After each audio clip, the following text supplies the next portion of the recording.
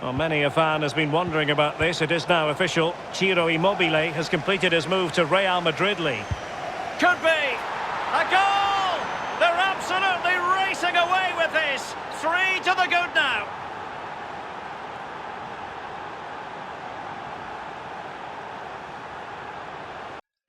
For a few years now, FIFA games have started becoming particularly stale, and though major new headline additions like The Journey, Volta, and the UEFA license do keep slightly shaking things up every now and then, it still feels like the series is caught in a rut, like it is settled on a way that it wants to do things and refuses to move outside of that comfort zone too much.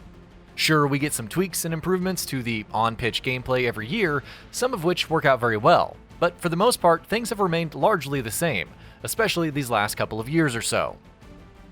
FIFA 21 feels perhaps like the most unnecessary installment in this franchise in a while. It still makes some improvements to the actual football, and in particular, its attacking gameplay feels smoother and more enjoyable, but all in all, there isn't much here to speak of by way of necessary major additions or changes.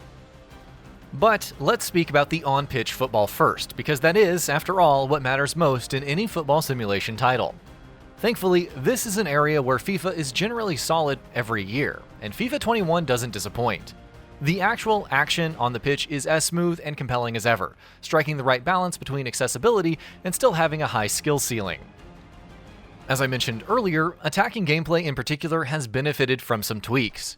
The addition of creative runs, which allows you to send a player on a run in a direction of your choosing right after passing the ball, is worthy of special praise, because of how quick and snappy it feels to use. Threading space, sending out passes, and then setting off on runs to set up your next attack feels so much more enjoyable thanks to creative runs.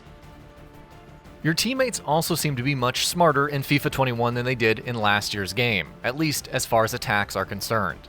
Thanks to improved positioning artificial intelligence, your teammates seem to have a much better understanding of where they should be at what moment.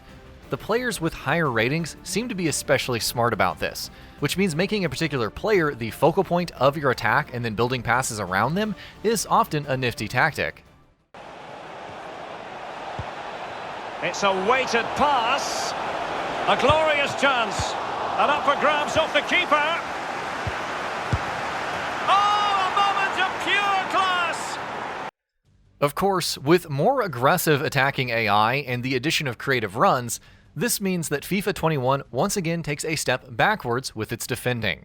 It's an area where the series has been wildly inconsistent over the years, and has never seemed to manage the sweet spot. This year, the pendulum has very clearly swung heavily in offensive football's direction, which means defensive AI lags behind noticeably. The area where FIFA has most been in need of updating for a number of years now is career mode, and once again, this year's game fails to make the necessary improvements. In fact, it very much follows the same pattern of additions and tweaks that EA Sports have stuck to in recent years.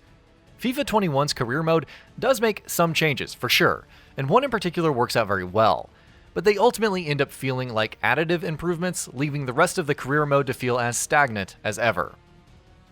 The one big change it makes is to training. FIFA 21 allows players much greater control on how they train and retrain players. You can set particular regimens for each player for different positions and playing styles, and the younger they are, the better they will respond to that training. This gives you far greater control over how the players in your team are progressing. For instance, retraining players into new positions is a much more viable option now.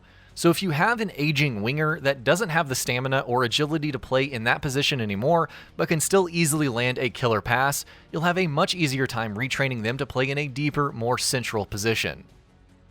Meanwhile, with new training features, you now also have a lot of control over the young players in your club and how they progress. FIFA games have often tried to push youth development and scouting onto career mode players in the past years, but it has always felt like a forgettable system at best. In FIFA 21, given the tools at your disposal, you do have much greater incentive to train and improve players in your own academy in order to help them flourish. Other than improvements with the training though, FIFA 21's career mode is more of the same. Transfers have a couple more options, such as a loan-to-buy option, but by and large, many of the same issues still persist. Squad and press interactions are at best vapid and unnecessary. There is a new sharpness system, but I haven't seen it have any real effect on my players' form or abilities in any meaningful way.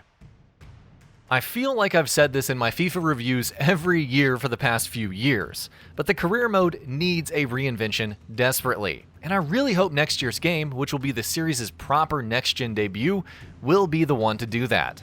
Volta returns as well, offering a different flair and style of football than what FIFA as a package is all about, and is an experience that is much the same as last year's.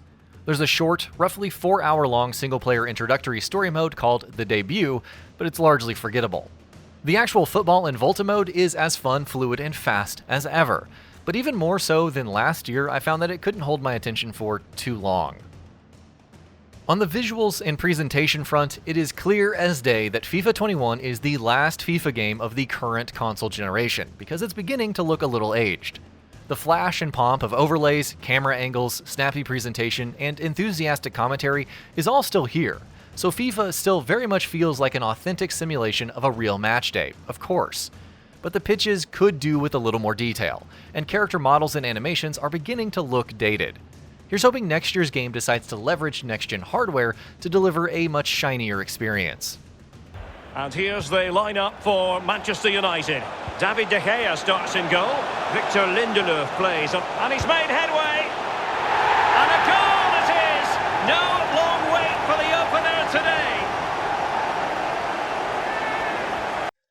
I have never been as compelled to say this about a FIFA game as I am this year, but FIFA 21 feels rather skippable. Veteran fans of the series probably won't do that, and sure, there are some good changes to on-pitch gameplay this year, but none of it feels crucial or fundamentally vital. Outside of the pitch, there is once again nothing much to speak for either. All of this means that FIFA 21 is solid and still immensely playable, but very stale and rather unnecessary. And that about does it for this video. If you enjoyed what you watched and want to see more from GamingBolt, you can always hit that subscribe button and turn on the bell icon next to it. That way you will never miss any of our videos.